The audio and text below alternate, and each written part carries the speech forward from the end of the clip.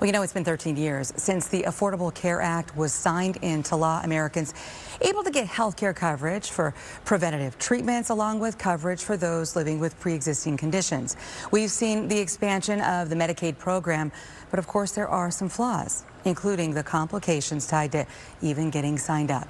So all new for you this morning, are there plans to fix these issues? And how can our politicians come to some sort of common ground on this issue? I pressed the White House Deputy Press Secretary for answers.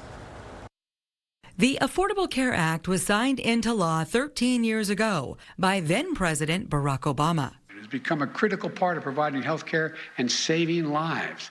In a speech from the White House yesterday, President Biden said the Affordable Care Act is the most consequential piece of health care legislation since Medicare and Medicaid back in 1965.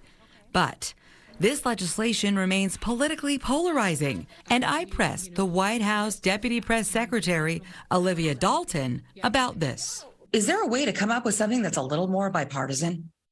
Well, look, the Affordable Care Act, we think that's something that everybody should be able to get on board with. And so we think the question is really with congressional Republicans.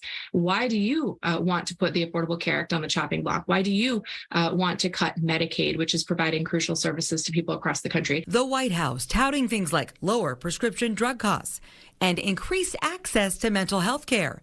But for who? And is it really affordable? I talked to a Phoenix woman who says no. $700 a month for health insurance was not exceedingly affordable.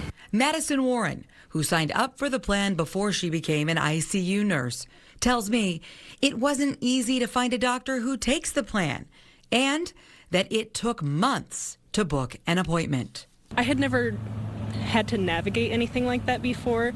Initially, it came across that it was going to be like a lot more affordable than it was. Like as it evolved over time, like it became more expensive for me. Did you find it easy to find a healthcare provider? No.